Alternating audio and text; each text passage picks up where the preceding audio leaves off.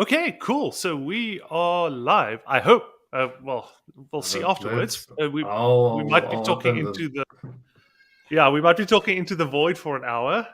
But afterwards, but it seems from my side like we're live. Yeah. Yeah. So, Yeah. so just a quick heads up from my side. I have a head cold, so I am a bit sick. So I will unmute myself. I will mute myself every now and then if I have to sneeze. I will probably, if I want to blow my nose, I'll probably stop the video. So don't be alarmed. There's nothing weird going on this side. I'm just not like trying to manage that part.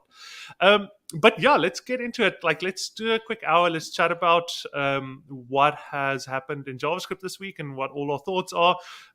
Before I started the stream now, we had a super quick chat, and it seems like Ben has a massive list of things that like he is keen to go through. So I'll maybe just start with the rest of us before we tackle Ben's list. Sure. But so JavaScript is what it is. Tell me about it. Yeah. So maybe we have to do today in JavaScript instead of this month. Cool. So Xandor, I think you mentioned there's nothing specific that you've been paying attention to.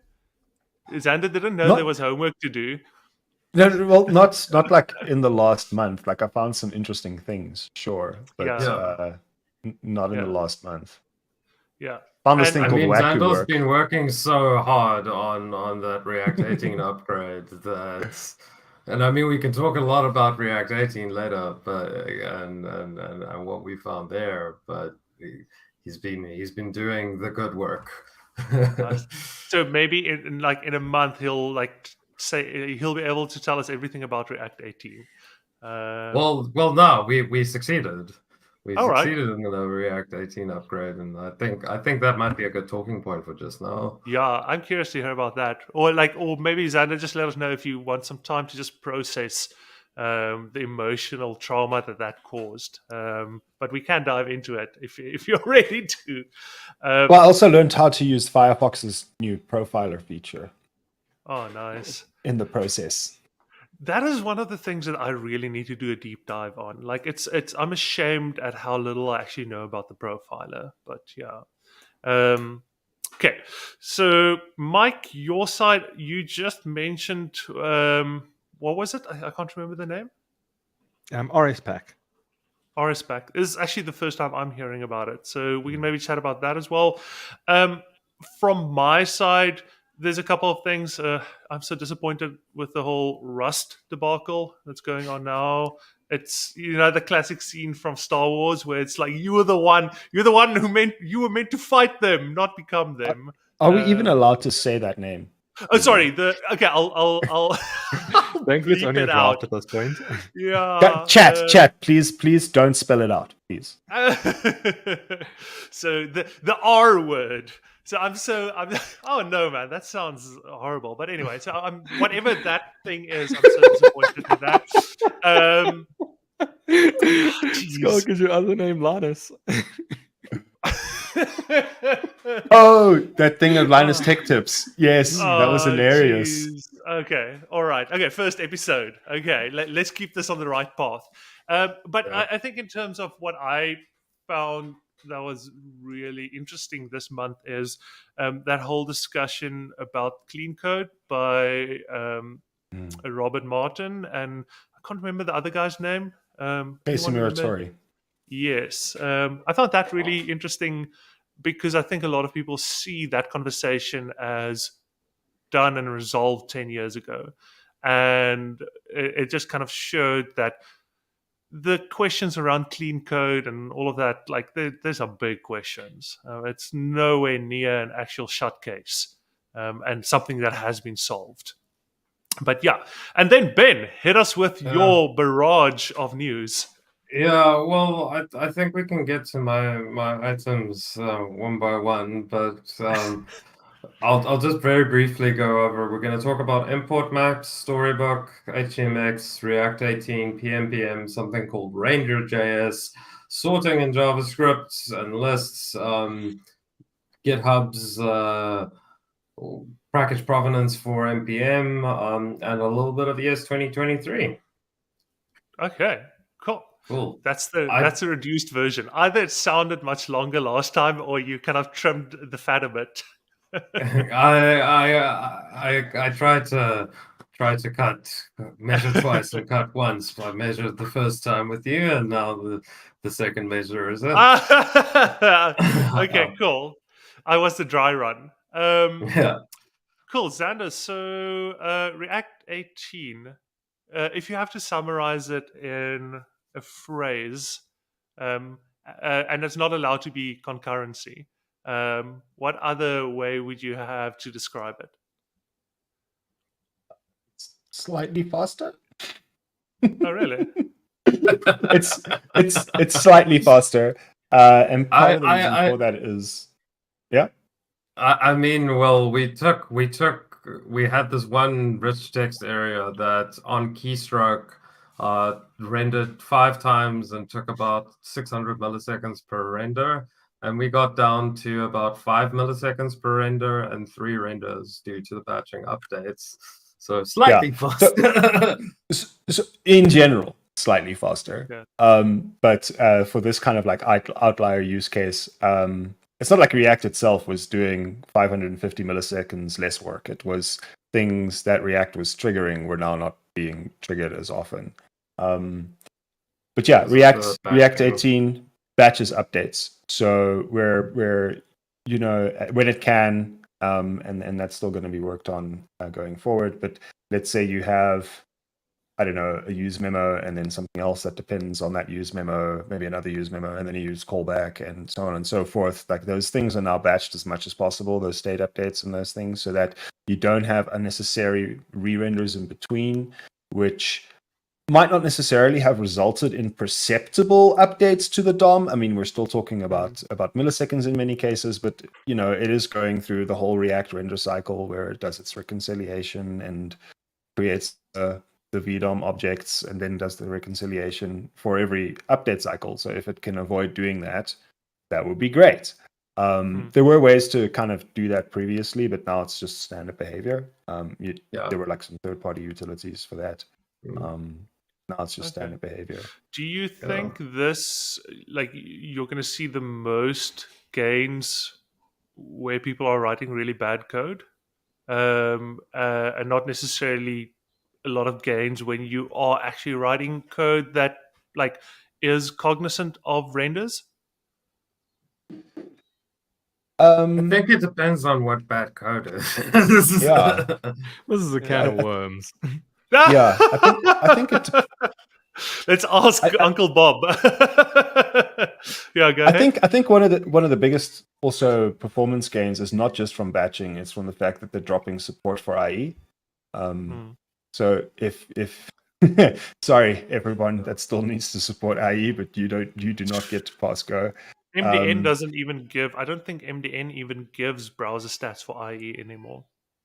Yeah, well, we don't want to encourage that kind of degenerate. Yeah, but it doesn't even tell you that it's not supporting, like that it doesn't work on IE. It's just like according to MDN, IE doesn't even exist anymore. Let me just check if I'm correct. I might. This is always the danger of like a live thing like this. Let me just, because now I'm doubting myself. Let me just. Interestingly enough, if you want to test how the internet works in really old web browsers, it's actually really difficult because the root certificates of so much of the internet is now SSL, right? It's encrypted the traffic, and the root certificates on old operating systems that are in their trusted certificate store are out of date. So that means that they can't trust modern certificates, not because they don't necessarily support all the protocols, although that also happens. Like, you know, if it's like TLS 1.1 or something, not supported anymore. So in order to do that, if you want to test on if you want to test stuff on, I don't know, IE6 or whatever, you literally have to like run proxies locally just to deal with the SSL side of things. Effectively create your own mini internet to serve HTML through. Yeah. Fun times. And I thought supporting IE11 was bad. Yeah. Okay, cool. That's very interesting. Do you feel overwhelmed, or underwhelmed by the update? Is it more or is it less than you thought? So I really would like to start playing with some of the concurrency features. Because if you're not actually opting in explicitly to the concurrency features, yeah, a few things are a little bit quicker, but that's not really doing anything different for you. So React 18 is more kind of like something that enables concurrent rendering. But if you change nothing about your valid React 17 code, you're not actually opting into concurrent rendering, right? Yeah, I'd like to you're see just- us replacing all our debounced code with the deferred use state deferred updates. value. Yeah, use deferred value. I really want us to get into that and see like really how cool that works, and especially with the work around virtualization you've just been doing. I guess like even there we could be leveraging some concurrency features. Well, so this is a thing that I was thinking about is so for anyone that's not familiar with virtualization, also called windowing, it's when you have a large amount of DOM nodes. Usually, this is in a list or in a grid that you need to display at once because let's say you have a client that can respond with up to 10,000 items to an API call, and they just don't believe in pagination. And true story. So. What Pagination rendering believes in you. rendering 10,000 DOM nodes at once is a lot of work for React and for the browser. Even after the initial render has happened, scrolling performance tends to be terrible because it's just 10,000 DOM nodes that have to be in memory. And 10,000 DOM nodes, you'll reach that a lot quicker than 10,000 items in a list, right? Like unless literally each item's representation is literally just a single DOM node. It's usually not. Usually whatever you're displaying is a little bit more complicated. And remember, kids, the MUI buttons have ripples on them, and those ripples are like 20 DOM nodes on there by themselves. So if you're just rendering a list with 10 buttons on it, you've got this little exponential curve of ripples that also need to be in the DOM. Also, that's a prime candidate for just wrapping a quick memo around it, in my opinion, because it's unlikely that your button is actually going to change much if you've got a list of 1,000 of them and like one of them's being hovered over or something and there's a state update. But there's also a point where it's not even about the updates. It's not about the reflows. At some point, it's just like there is 1,000 items in your DOM. There's no way, even if those things never actually update, scrolling is going to be a pain. Yeah, and you must know if your dev machine is struggling, like somebody's poor mid-range Android phone doesn't have a snowball's chance in hell. So what you do with windowing is you render only the amount of DOM nodes that are required to show what would currently be in view. So whether or not your list is contained by a scrollable element, or whether it's not and it's just a gigantic page, you render only what would currently be in view. So there are libraries for this. There's React Virtualized, there's React Window. Tanner Lindsley of React Query fame has one thing called React Virtual, which is technically in beta, and the documentation is still a little works well, but you may have to read the source code if you're trying to do some advanced things. In any case, they keep track of what the current scroll position is and how many items you have and what should be displayed at the moment. And they do this in a way where they reuse the existing DOM node. So as you scroll and this one is out of view, they actually just move it to the bottom and change whatever needs to be changed to have it represent the new item, but it's technically the same DOM node. Which means it's less work for the browser to do. You can often, these libraries have options like overscan. Like if you've ever scanned through a big list and you do like a fast scroll or you've got a fancy trackpad and you do a swipe and it takes like a second for the stuff to render, but it was still very snappy. The interaction was still snappy. That's probably because they're using windowing. There are some downsides to this. One is that you only have a small subset of these items actually in the DOM. So if the user uses like a find in page, it'll own that, like the other DOM nodes aren't there, so it can't search on those. From an accessibility perspective as well, the accessibility object model reflects what's actually happening in the DOM. So they also can't like know how, user can't know how big the list is, and so on and so forth. However, there are now CSS features that allow you to do something similar to windowing. So there's content visibility, which you can set to auto, and when you do that, it effectively does the same thing. It creates the DOM for all the elements, but it only paints the ones that are in view. Like with windowing, you need to tell the windowing library how big each item is going to be, because that needs to, in order for the scroll bar not to suddenly grow in size as you scroll down, it needs to know how much space to reserve above and below the current thing.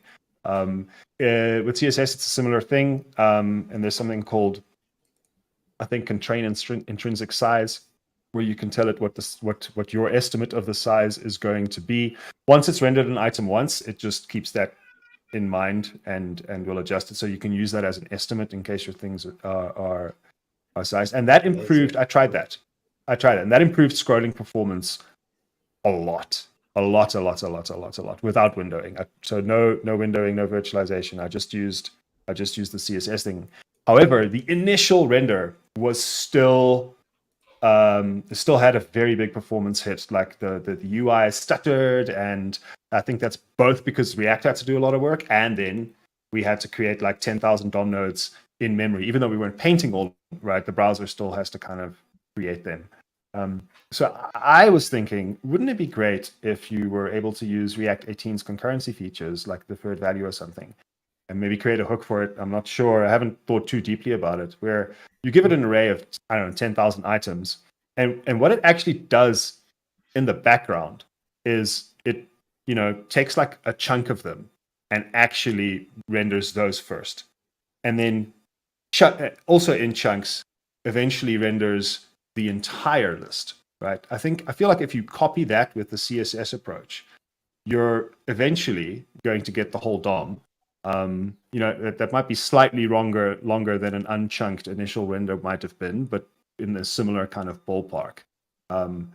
But in the meantime, because you're using React's concurrency features in between this chunking, the UI is completely responsive, and the users could click on stuff, they could go somewhere else. They usually only care about the first thing that's above the fold anyway. If you couple this with the CSS technique, the browser isn't even painting all the other ones.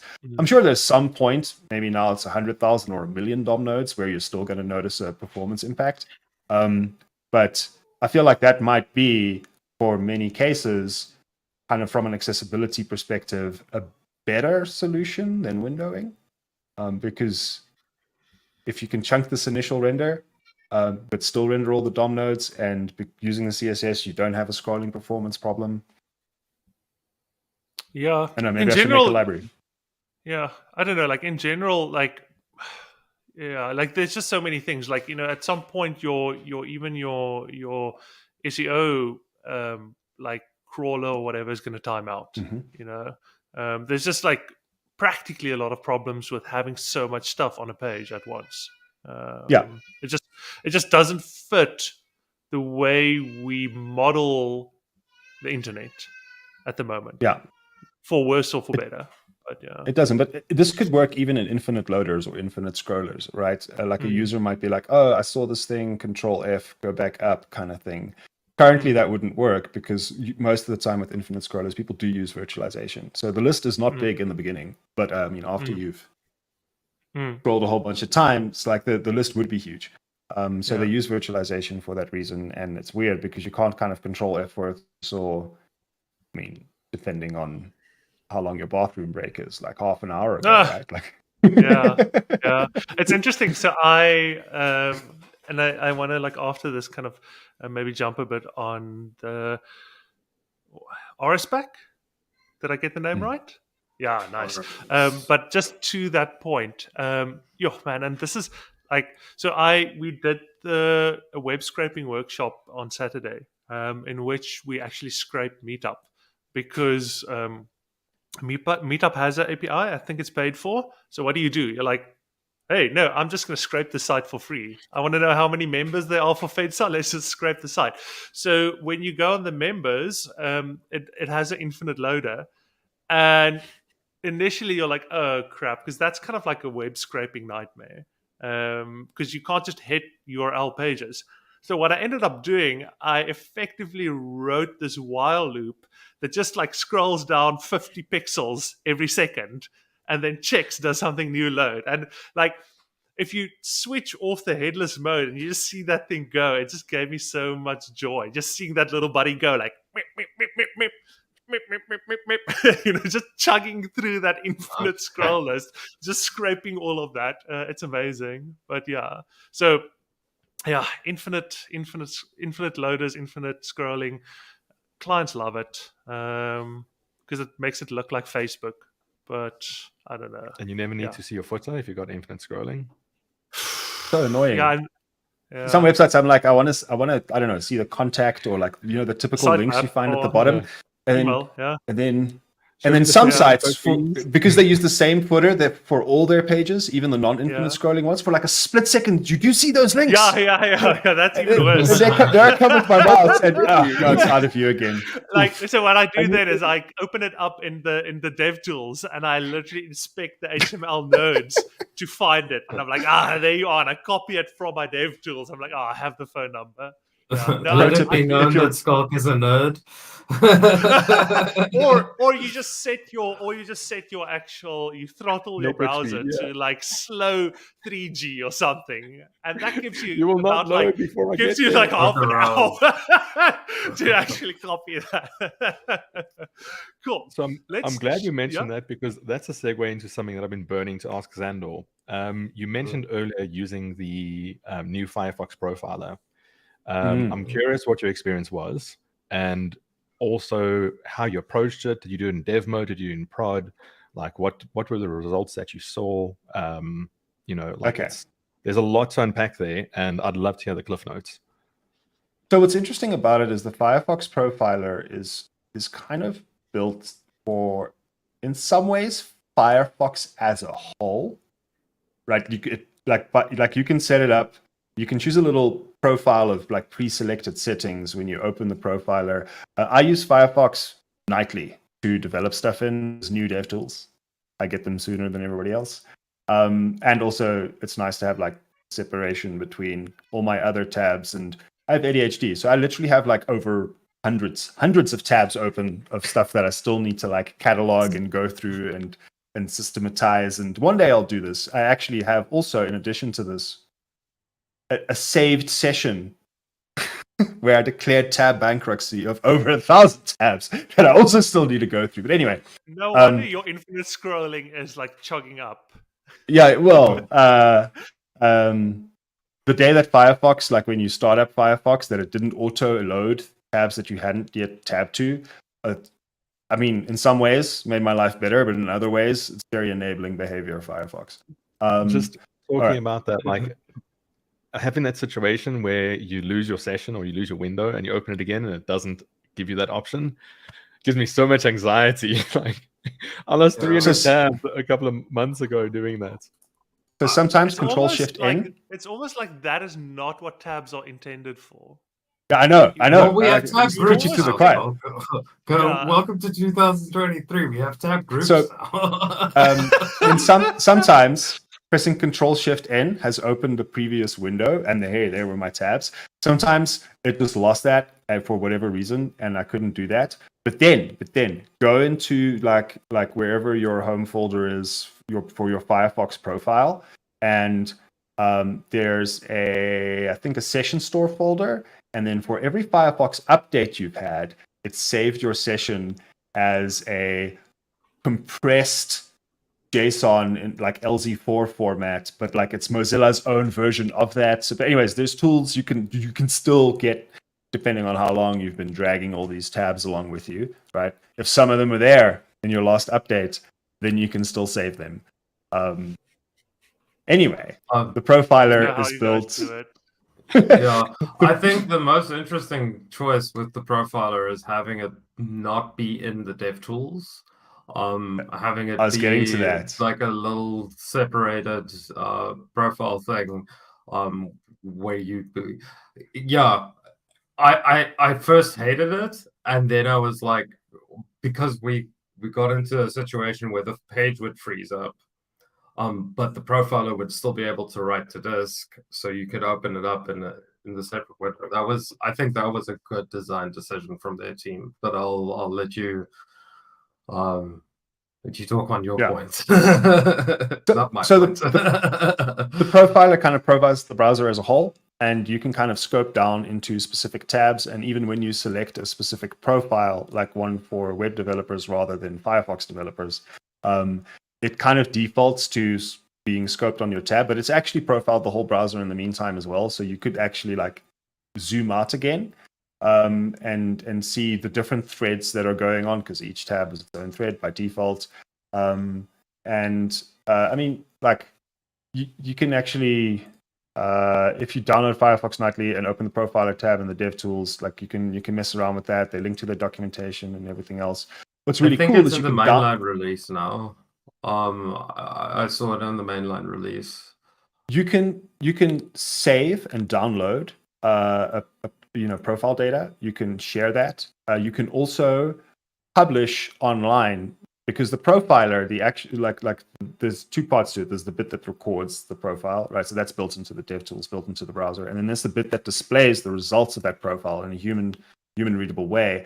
That bit's not actually built into the browser. That bit is a PWA. And it works offline after you've gone to the web address just once. So yeah, I don't know how often I would need to do that offline, but why not? Yes. And from a dog fooding perspective, good idea. And this was actually quite useful because I was able to share this profile with Ben, and I was able to say, hey, have a look at this. Also, still not sure, may have discovered a Firefox bug. Console error was erroring out, and then in response to that error, trying to call console error, but it was erroring out, and then so on and so forth. And so on and so forth. We suspect it was a serialization issue when it was going down to the C level, where some object that was due to React's concurrency things. Well, remember, React's not really concurrent. Like, you're not going to get actual mutex loss, but due to the bug. Due to the bug that we were working on, there was essentially a mutex lock, and I suspect that object in between the ticks was still being serialized or something, and then causing this infinite loop. Yeah. And you can share these profiles. You can share links to them. Very useful. Very, very cool. And it also shows you, like, when is the garbage collector kicking in, what part of the garbage collection phase was that? Was it mark or was it sweep? In our case, we got no sweeps. We just got increasing memory usage, but like super slowly. I rate if we let our infinite loop run for like 3 days, eventually we'd blow a stack somewhere. But but you did see these spikes in memory usage when the garbage collector was going through its like mark phase. It would never sweep, because in our case, nothing was there that could be freed. But it was trying to see if there was anything to be marked. And you can also tell, was it the browser itself that was happening? Was it something to do with the DOM? Was it JavaScript execution? So you can like see what's going on, and it'll tell you which function where was taking what time, and so on and so forth. So if you want to debug some of your own stuff in production, it's really annoying because, you know, all your functions are called AC, TZ, blah, blah, blah. And like, it's just really not helpful. I don't know. I didn't explore whether or not the profiler takes source maps into account. Like, that would be cool. But you might want to just do that on untransfiled code if you can, just for readability's sake. It's always worth testing in prod first and then investigating further in dev, because, like, you know, React is doing a bunch of magic under the hood in dev to make life easy for us. So, like, last little question over here before we jump into the next thing. Is it pretty similar to the performance profile in Chrome, where you got like your flame charts and stuff like that? No. I didn't think so. Really? I think you can do that kind of thing, but it felt a little bit alien to me. Like, especially because, at least in Nightly anyways, the default profile, which I missed in the beginning, I was just like, give me the data, is for Firefox as a whole. So I was presented with all of this other thing that to me was irrelevant, where it's talking about like Firefox's own stuff, and I'm like, where's my tab?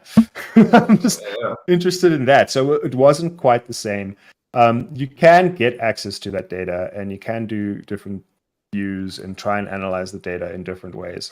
But it didn't feel like it at first glance, and which was for me a little bit annoying because this particular bug didn't happen in Chrome.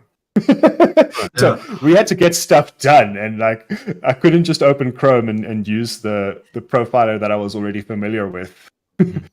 That is super interesting because now, obviously, as you were describing it in my head, I was imagining like the flame charts and stuff in Chrome. So, okay, I'll have to go have a look at that and re-listen. So the Firefox profiler does have flame charts, but its default view is this weird Gantt chart looking thing. That's kind of like a flame chart, but kind of isn't. So it does feel alien initially. I totally agree with Xandor. I wonder if this is related to the memory leak that they mentioned or highlighted like 2 weeks ago. Not. Was that the Windows bug? That wasn't a memory leak.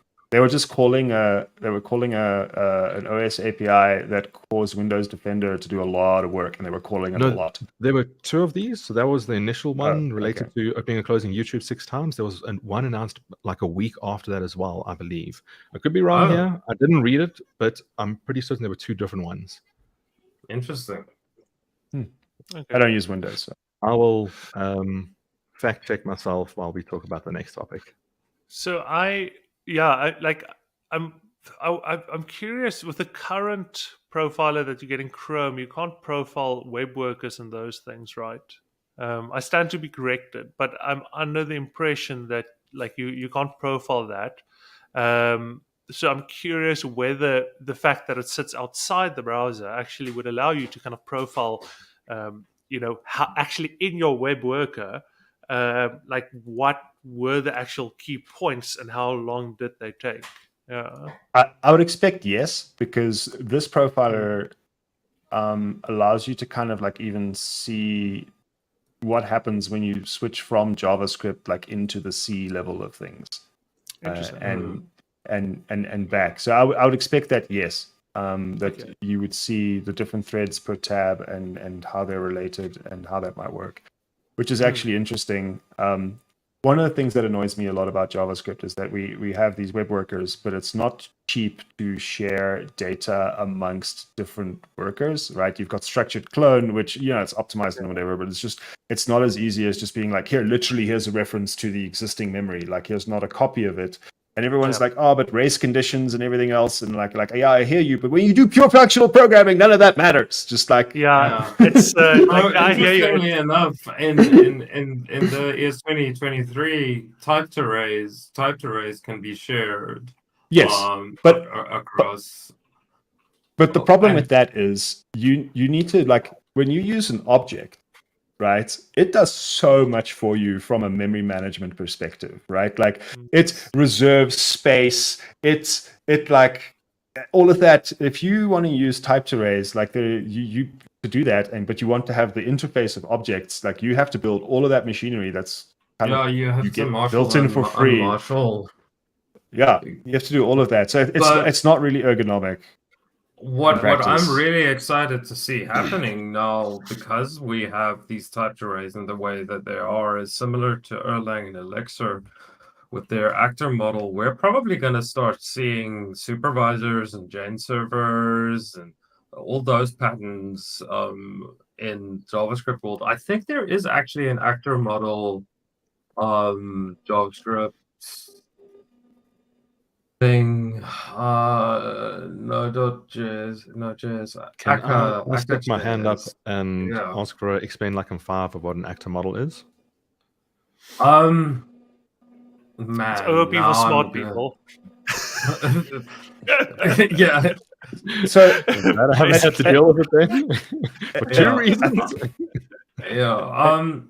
An actor is kind of like an independent kind of process that can send and receive messages, and that's the basic definition of it. But the way it's used in practice is that in Erlang, for example, which I believe kind of came up with this idea as a proper architecture. And I remember Erlang is Ericsson Lang. It's a telecommunications network thing. The whole idea was to create a resilient, self-healing network. So the programming language kind of like mirrors that. It's the idea that these actors can be spun up and destroyed like relatively easily. And they kind of like do their own thing. Their state doesn't leak out, and they communicate with one another to get work done. And it can be a cool way, like, to structure a lot of kind of like, kind of concurrent or parallelizable code. I personally am not actually the biggest fan, and the reason why is because composing actors themselves is not a thing. They are the kind of like unit. Composing them themselves it's not ergonomic. It's not kind of like something that's like all that built in my opinion.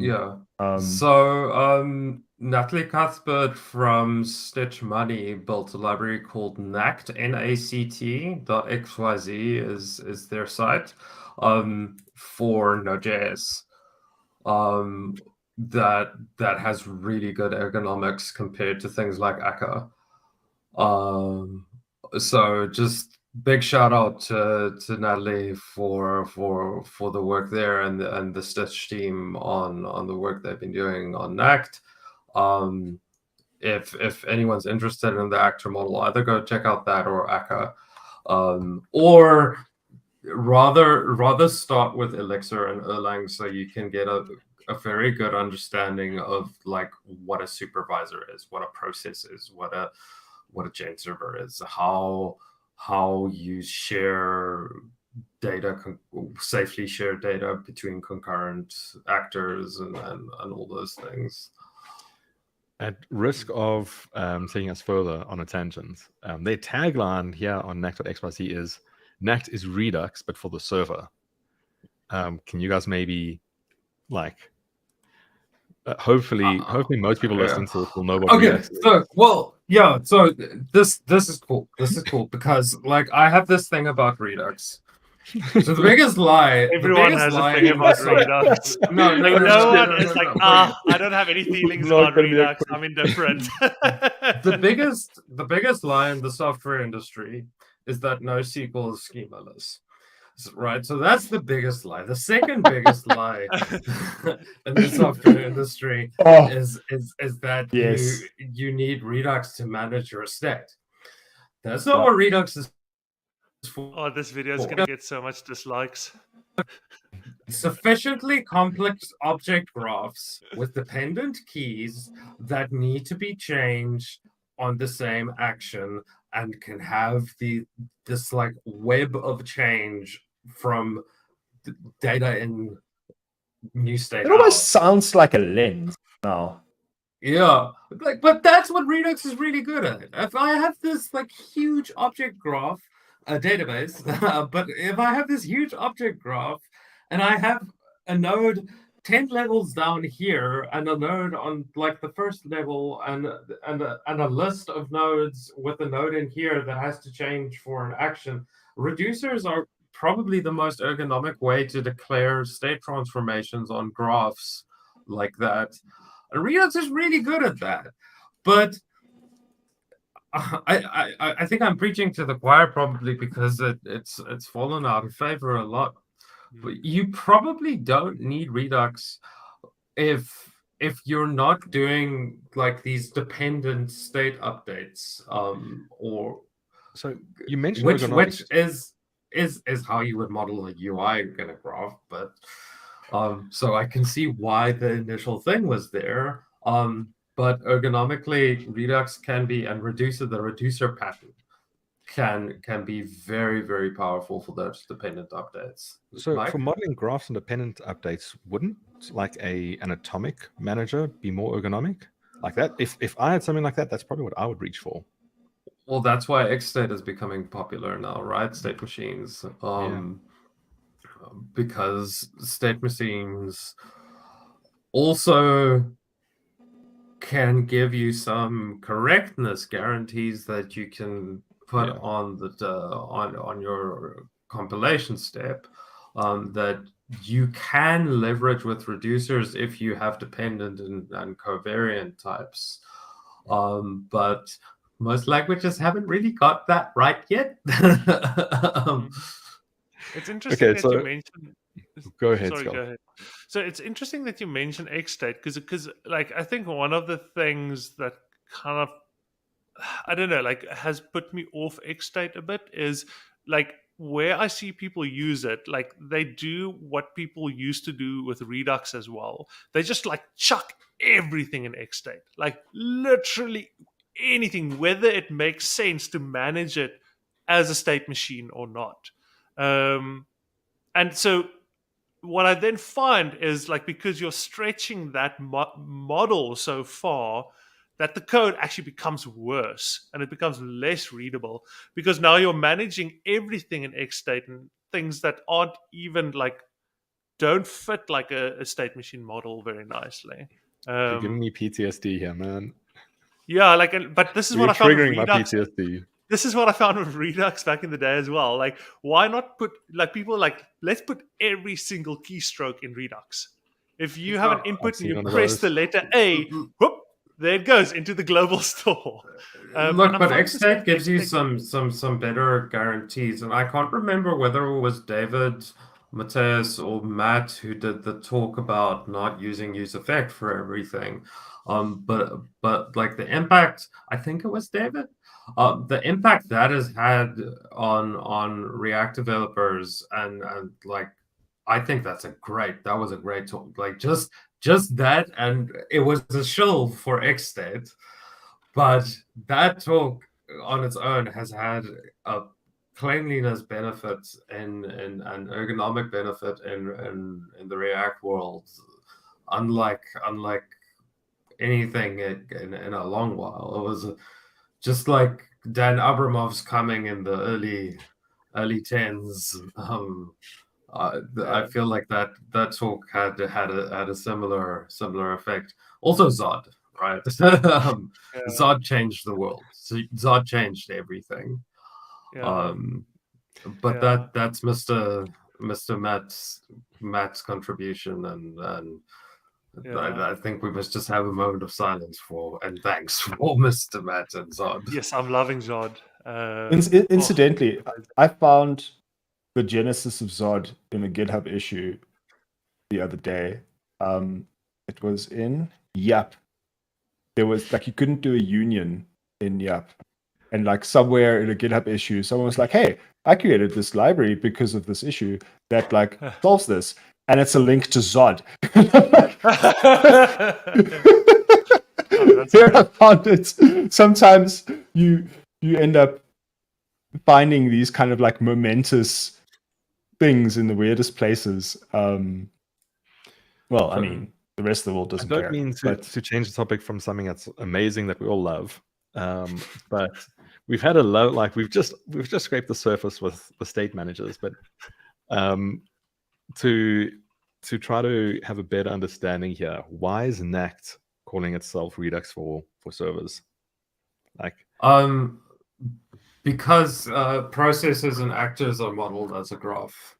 Right. So there's like dependencies between them. Yeah, and they talk to each other, and yeah. And so the big difference, like at risk of sounding ignorant, the big difference would be where like an actor model would make more sense is when you have more concurrency, right? I think maybe what we should do is we should ask Natalie if they want to join us on the next session, and we can talk a little bit more and hear from an expert. Or we can just do another session where we speculate for an hour. I think I prefer that one. A little bit about that situation where you're like, where you have like a lot of concurrency. So what the default kind of like programming paradigm and programming model that like pretty much almost every single programming language has is a synchronous programming model. It assumes that everything happens like step by step by step by step by step, and that the world moves step by step by step by step. And that is true if you have a single system with a single user.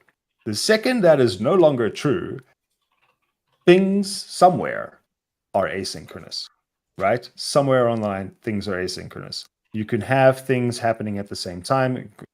Concurrency is also, like you need asynchronicity because of that. I'm not talking necessarily in terms of JavaScript's like limited model of concurrency, but like just conceptually.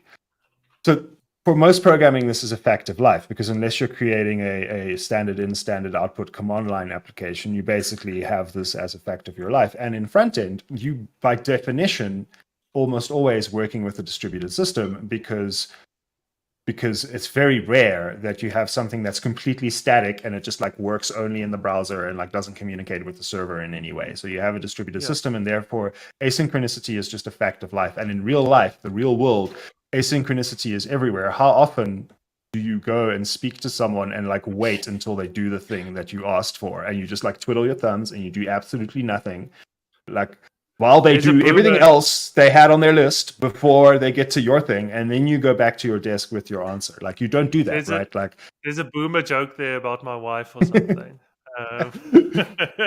You send a message, right? And you wait for them to like get in touch with you when they're done, and like maybe they forget and you contact them again, whatever. The world is asynchronous. So what that means is, if we use a programming model that is, synchronous, then when we run into asynchronicity or the need for asynchronicity, we kind of tend to end up handling that in a kind of ad hoc way on a case-by-case basis. And what that means is that we complect the incidental complexity of asynchronicity together with whatever else we're actually trying to do. And that leads to complexity, and it leads to technical debt, and it leads to bugs and all sorts of things.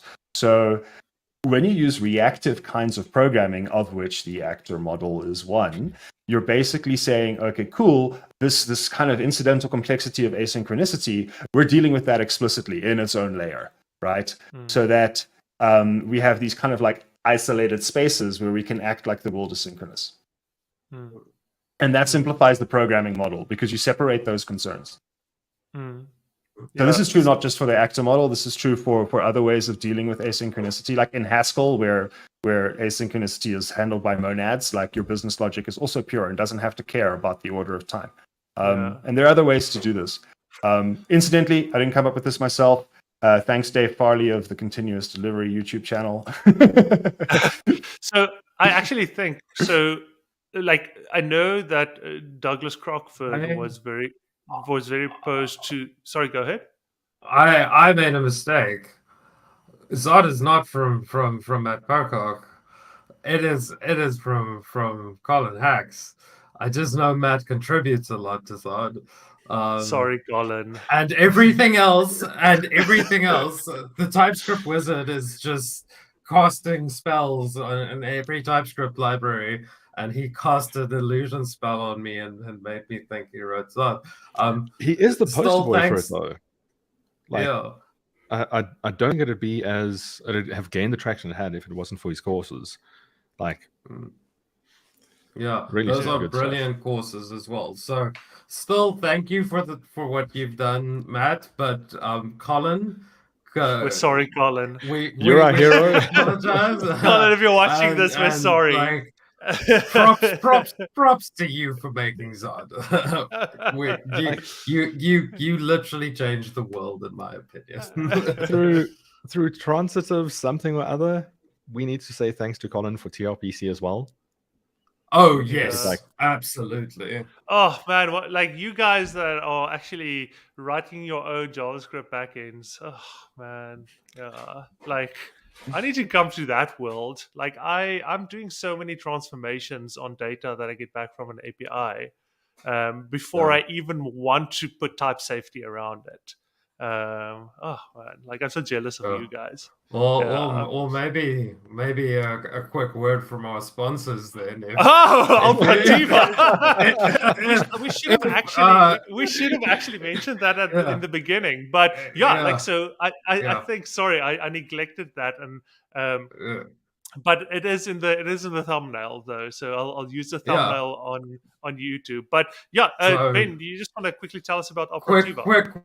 word from our sponsors, Operativa. Sponsors. I'm Ben, CTO for Operativa, and if you want to work with Zod and TRPC and do interesting things like React 18 upgrades, then ping me, ben.janecke@operativa.dev or talent@operativa.dev.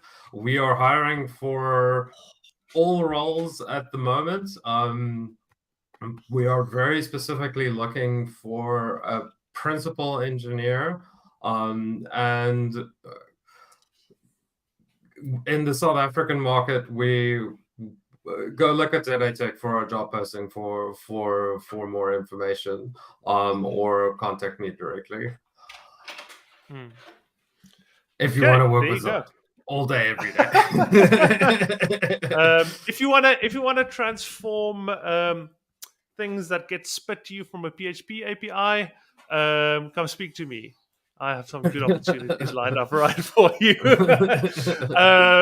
But yeah, so I was actually busy, like I think saying that I think like you spoke about kind of like this danger in kind of almost like what would be the word? I can't get the word now, but like thinking about concurrent behavior and synchronous behavior, like with the same mental model. And I actually remember Douglas Crockford actually being very against the addition of async await to JavaScript. And like everyone was like, "Oh, you party pooper," and whatever. And that was kind of his reasoning. Whether async await is good or not, like he did say that like his concern is that it kind of now you're like back to thinking about asynchronous behavior not through something that is monad like thens and so forth, but instead through the way you do synchronous JavaScript code.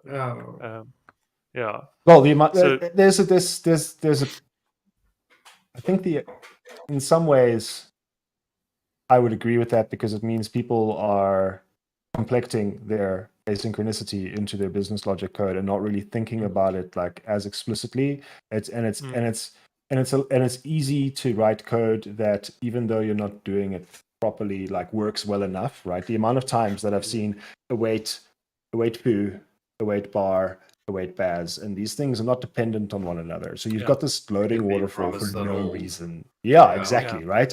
And I think if that was explicitly and you're not even in promises, realizing maybe you're doing that.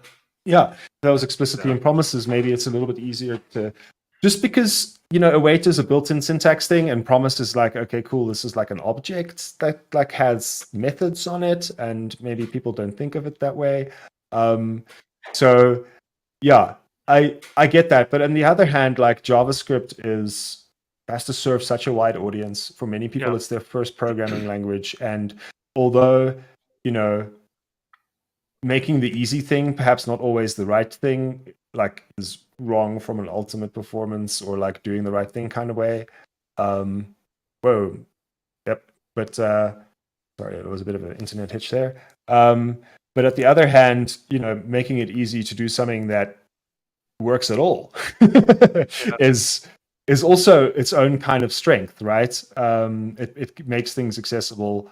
And React is interesting in that way, because the amount of times I've seen React that is just so not very performant at all.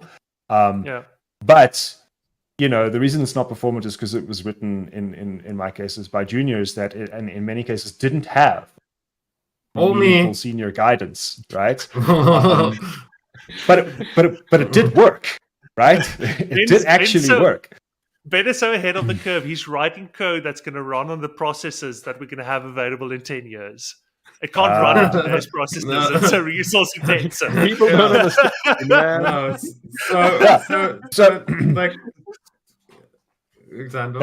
I mean, so there's the project we're both working on at the moment uses a lot of TypeScript, and there's some kind of recursive schemas in there that do cause a bit of a performance problem.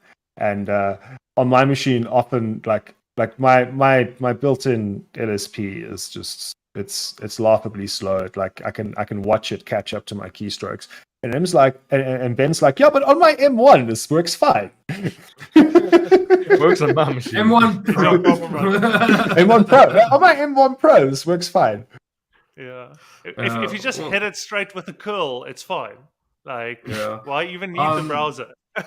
Yeah, so I just very briefly want to talk about the async await thing, and maybe then we get into the clean code conversation, although we are I don't know. Like, we away are from end time.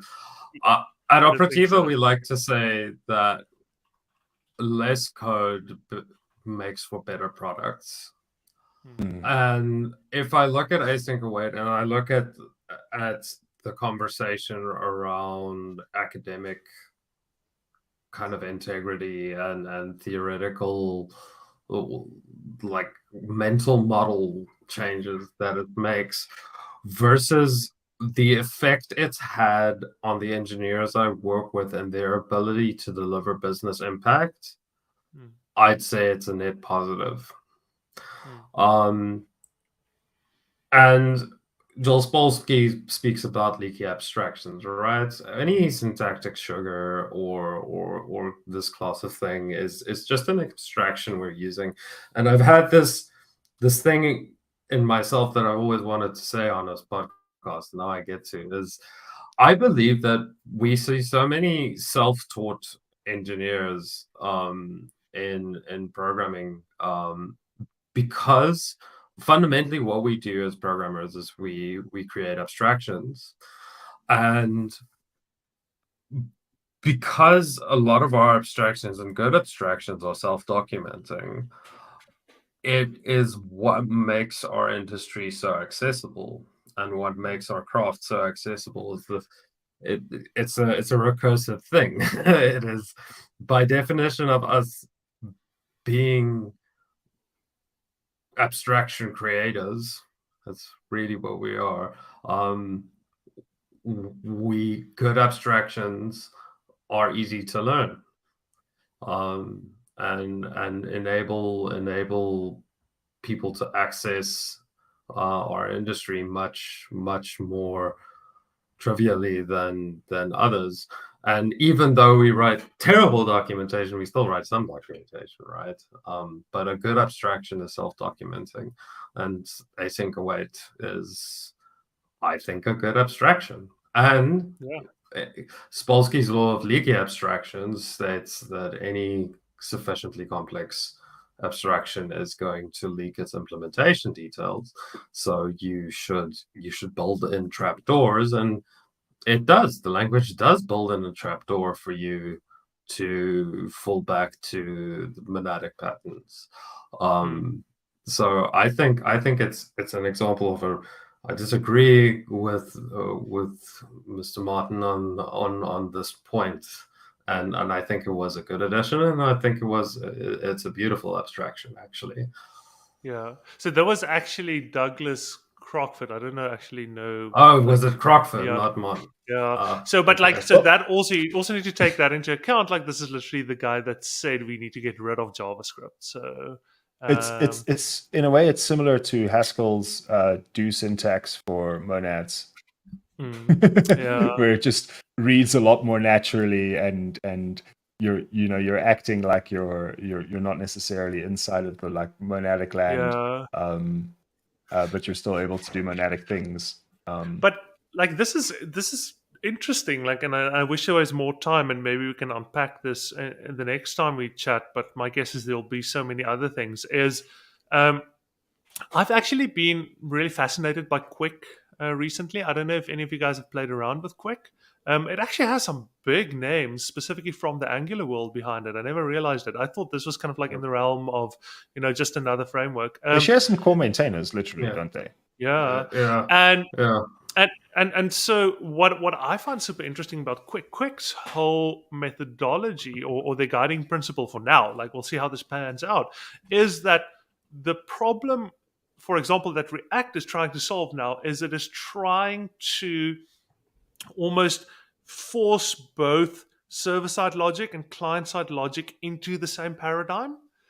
And that sounds really amazing, but the trade-offs you have to make to be able to do that is not worth it. So what Quick is doing is, like, they're saying, like, let's just start and say up front, client-side logic and server-side logic is going to be different.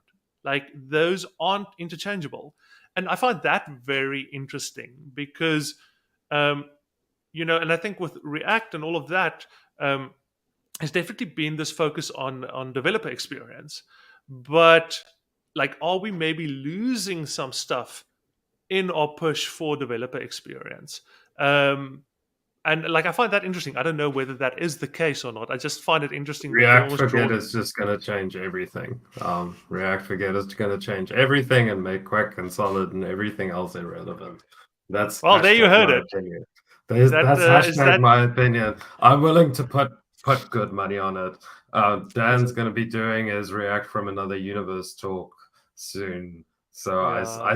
I suspect it's going to be about React At Forget. RemixCon. At RemixCon. RemixCon. Also- I suspect it's going to be about React Forget. But I have to start winding down, folks. Same here. Yeah. This was a good chat. We didn't get to much Half of what the we stuff. initially wanted to, but this is an informal discussion. Yeah. Thank you. Thank you. Nonetheless. Yeah. Thanks so much, guys. I will also just, like, put some timestamps here and there. Maybe just give it a quick look when I add it, that I didn't miss anything that was important. Because obviously I'm gonna just skip around a bit. I'm not gonna, like, sit down and watch the whole thing in full again. Such is the life of a JavaScript developer. I don't have an hour that I can just dedicate to that. That's learning new framework time. Yes. Quick, yes, apparently.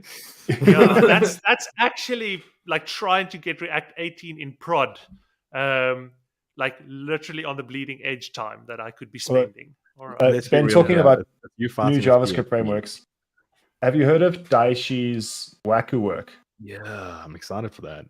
Yeah, React Server not at all. components, like a is what it's kind of built around. Daishi is the guy who came up with Vault.io and what else?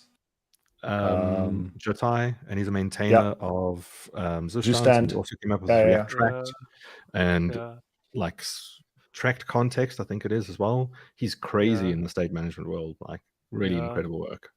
Jotai for me is one of those things that is just, like, so almost, like, underrepresented. It's such a cool thing. I like it, but I just, like, see it being mentioned nowhere. But anyway, I have, like, a final quote to end off on.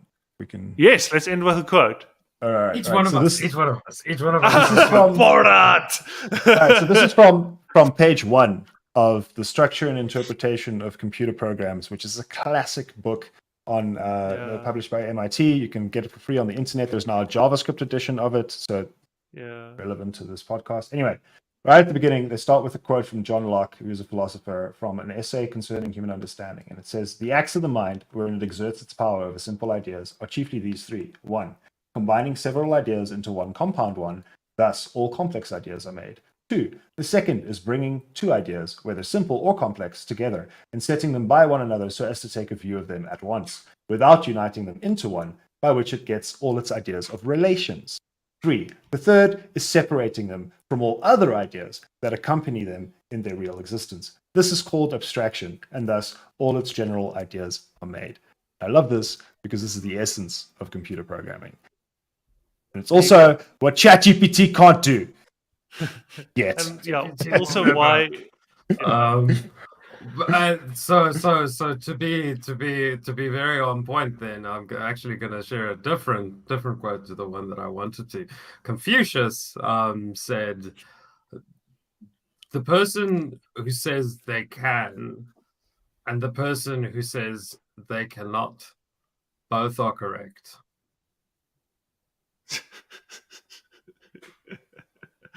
I can write really nice looking JavaScript. I cannot. There goes your entire premise. Yeah, so let me maybe end with a quote, and let me end with this quote. I'm not going to name the person, from this beautiful recruiter that sent me a message last year that said, "I have a couple of jobs available for you regarding JavaScripts as 2 words. All right. I was not interested in his JavaScripts work. All right. Okay. So if you know who you are, shout out to you. You made my life so much better just knowing that phrase exists out there in the world. Okay, cool. Mike, you want to end us with a quote on your side? No, I'm not smart like you guys. Oh, that's the best Bruce quote Lee. ever. Is that Bruce Lee? Who's that? Who was that? Oh, wait. I do. There's one quote that I can say it. It's "Get good," and that's going to be directed to myself here. All right. But yeah, Shout out to myself. Shout out to my. Oh no, it's not my quote. I used to play a lot of Rocket League, and people would always say in the chat, "Get good." I don't think they were talking about JavaScript, but I'm glad it worked out, Mike. All right. Okay. Cheers, everyone. Thanks, everyone. Cheers, Bye-bye. Bye.